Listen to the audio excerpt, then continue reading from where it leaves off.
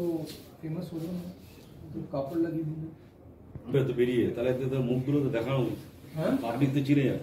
এরা আর চুরি করবে না, এদের ক্ষমতা আছে আর चोरी करा। सर कि नियम के अनुसार क्या नहीं दिखाया? दिखाएंगे नहीं दिखाएंगे, एक्चुअली ये लोग नए नए हैं, ये लोग शादी सुधर जाएंगे तो इनको एक मौका देते हैं, सुधर जाओ, अपने अपने घर में रहो, ईमानदारी से काम करो।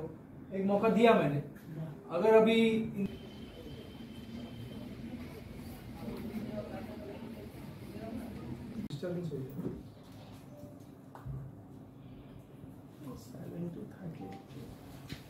अरे बजे अभी भी बजेगा, नहीं अभी भी बजेगा, मैं बता रहा हूँ। सर ये रख सकते हैं।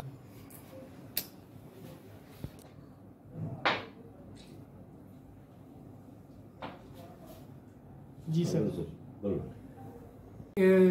মেইনলি সাবিরের কাছে আছে, কিন্তু সাবিরের নামে নেই, অন্য কারো নামে আছে, ওটাও অ্যাঙ্গেল আমরা দেখছি। কিন্তু সাবির ক্লেম করছে যে ওর গাড়ি ও কিনে নিয়েছে, কিন্তু রেকর্ড ট্রান্সফার হয়নি, কিন্তু সব অ্যাঙ্গেল আমরা দেখছি। সব প্রাথমিক মাস আছে, এটা পুজোর সময় আছে, এই পুজোর সময় আমরা দেখি একটু হাউস থেফট বা স্ন্যাচিং বা পিক পকেটিং অ্যাটেম্প্ট এরকম একটু বেড়ে যায়।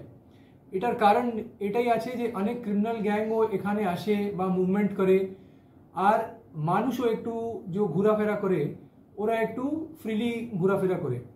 কিন্তু এই জিনিসটা আমরা প্রিভেন্ট করতে পারি, আর যে সিকিউর মহল আছে, অ্যাটমসফিয়ার আছে, ওটা মেনটেন করতে পারি। এর জন্য আমরা পুরোপুরি চেষ্টা করছি আর পুরোপুরি করছি।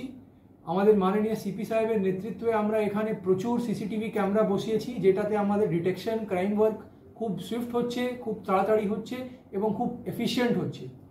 কিন্তু আজকে যেটা আমি একটা মেসেজ দিতে চাই যে আমাদের একজন সিভিলিয়ান যে এখানে ছিলেন, ওই স্পটে ছিলেন, ওনার একটা বুদ্ধিমানির কাজের জন্য, একটা ব্রেভারির কাজের জন্য কিন্তু আমরা আজ সুইফটলি এটা ডিটেক্ট করতে পেরেছি।